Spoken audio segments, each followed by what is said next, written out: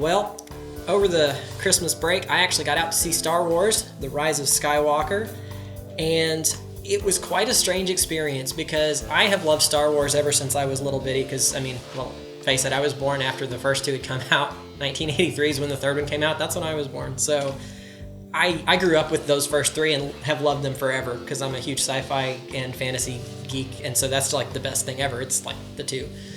The prequel trilogies I liked when they came out, and then started asking questions and realized, oh, there's a lot of problems with these. Like, man, they're not near as good as those first three. And then The Force Awakens came out, loved it initially, and then started again asking questions and realized, wait a minute, there's some. Well, I still like it better than those other three, but like, ugh. And then The Last Jedi I hated, but then grew to like it the more I watched it. That one was weird. There's still a bunch of stuff I don't like about it. In fact, that whole subplot of going to find that guy, the Codebreaker guy, was just... Anyway, in hindsight, that one feels very much like an episode where they had about 45 minutes to an hour worth of story and stretched it out. That's kind of what it feels like to me in hindsight. The Rise of Skywalker, I really enjoyed, and I was not excited for it. Like, I went into the theater, like, I'm going to see a Star Wars movie. I should be excited. This should be my thing. And I'm thinking, let's just get this done. And then I realized that's how I felt. Like, oh my gosh, what have they done to me? Disney, thank you. Well, on the same lines, I haven't seen it. And again, me too. Like Yeah. the first three were before my time, but I watched them on home video over and over and over again. This is the first Star Wars movie since Episode 1 that I did not just rush out to the theater to see, and I have no interest in seeing it. Like, it's like fool me once, then fool me twice and 3 times and 4 times and 5 times and 6 times, and I'm okay. You know what? Well, forget you, Star Wars, and I'm just like, no, I'll watch it for free on streaming or something when it comes out, or Disney Plus probably, since it will never come out anywhere else now. Well, my feelings, the more I thought of it, I can sum up in one phrase. The Rise of Skywalker is the episode that saved that trilogy. That's how I feel about it. Because, okay, there was a bunch of stuff from the trailers that made me even less excited. Oh, you hear Emperor Palpatine laughing, and I'm just like, nope, I'm out. I don't even want that. But as much as I hated that, they made it work. And the way they used it worked very well in the story. And it wasn't a stupid thing. It actually worked. So, okay. But it's the ongoing story of Rey, and now she's been trained by Princess Leia to be a Jedi, and so she's actually... Why does she have to be... She's better than Princess Leia. Why is she trained by Leia? She's better than any person that ever lived in the history of all Star Wars. Well, so they explained in this one that Leia had been trained to be a Jedi by Luke. But she's better than Luke. All she had to do was touch the lightsaber and immediately was the best Jedi to ever live. Which they offer at least a half-hearted explanation for that, which I don't really want to get into because spoilers. But I will say they answer the question of her parentage finally. And it was not Luke and Leia like people were speculating. That's ridiculous. It's kind of a joke. Why not? But anyway, no, that'd be ridiculous.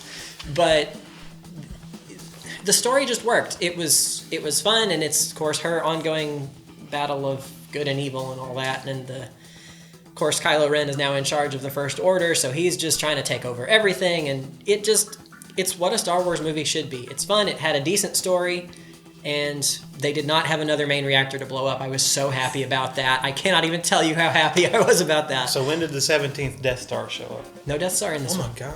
They did have planet-killing stuff, but it wasn't Death Stars. So it worked. It was okay. Was it a Death Sphere or a Death Moon? No. And instead they were having just big fleets of, like... Star Destroyers. So they blow stuff up that way, which... That's much better because you don't have one big weakness. You've got a whole fleet to take out. So it's a much better strategy on the villain's part. Though I do have to say, they have got to quit relying on one piece of tech that somehow helps or coordinates their efforts. Or like, the good guys are going to knock it out. Just, come on, don't do that. I think one of the big problems with Star Wars, besides the many problems it has, sure, is what you just said, is the fact that like the rebels can only be downtrodden for so long. Mm-hmm. It's like, you win! Next episode, but it's still bad. Yeah. We win again! Oh, next episode is still bad. Yeah. And it's like, okay, how many... And the bad guys get defeated and then they're right back to being the most powerful thing. And it's like, well, why? I don't care anymore. Like, I'm out. I like Adam Driver. Like, I like him as a person. Mm-hmm. I like the stuff he's been in, and watching him as Kylo Ren almost like makes me not want to like him anymore. The Last Jedi with what they did with Luke makes me not want to watch Star Wars anymore. It made Mark Hamill not want to be part of Star Wars anymore. That they then had to retract and be like, no, I didn't really say that. He did come back again as ghost form, and offering his sage wisdom. Which I don't have a problem with him dying. Like, eventually he's going to have to, but it was just the way it was the stuff before he died. Right, that he was so bitter. And I really think Solo was the nail in the coffin. Like, that should have been the most amazing thing. Very mixed feelings I have about that one. Mostly not good. Well, it was mediocre at best. And then Darth Maul showed up and I hated it. Well, but that's the thing though, that there's no way you should be making a Han Solo origin story and it be mediocre. It could have been terrible, it could have been great, but just it's like So go watch Firefly, and that should have been the Han Solo origin story. Just saying. Yeah, that would have been amazing. Where's Captain Mal when you need him? Right? Now, I do have to say, of course, it was very sad to everybody that Carrie Fisher died after The Last Jedi, or right before it came out, or whenever that was.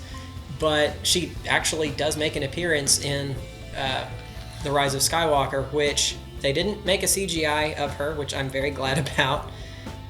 They had quite a few cut scenes from the first two movies, lines and stuff that she never got to deliver because they cut them out. So they were able to repurpose all of those, and I suspected that's what they did watching it, but I'm a movie guy, I would notice these things.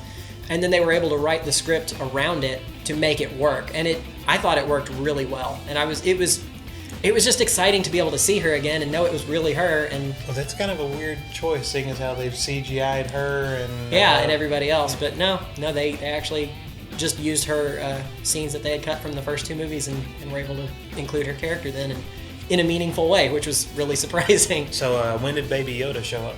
There's no Baby Yoda. All right, I'm out. Sorry. There's no Baby Yoda. No Baby Yoda. I don't think there were any bounty hunters. Well, no, kinda, because so Kylo Ren's knights finally show up. The Knights of Ren. You've been teasing these guys forever, and they finally showed up and did something. I would like to see more of them, actually. Well, they were kind of cool. Star Wars needs it needs a fact checker. They need a nerd in the corner with a tablet going, because one of the things that's not how the Force works. Yeah. You need that guy.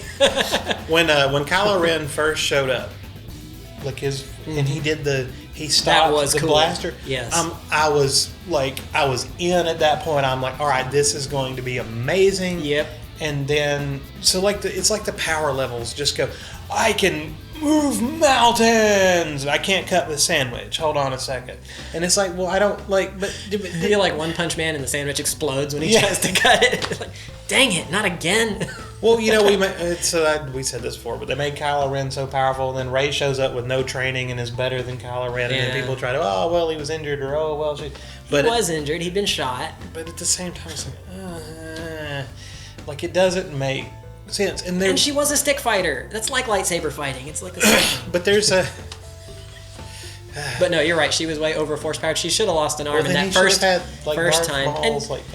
And there shouldn't have been a resistance in the first movie. They should have just got their butts kicked by that giant super weapon. Resistance shows up in the second movie and has to blow up the super weapon. That should have been how that arc went. And then the third movie still would have worked. That would have been great. But no, that's okay. Well, and then they keep switching directors, and each one of them has a slightly different vision, and then you get kind of a different feel. And then like you were talking about this being the trilogy, but then the overall arc seems to jump around. Well, that is all our time. I think J.J. Abrams knows how to tell a Star Wars movie, but thanks for watching Screen It or Stream It. And remember, don't take your kids to the movies on Tuesday nights, because that's when we go.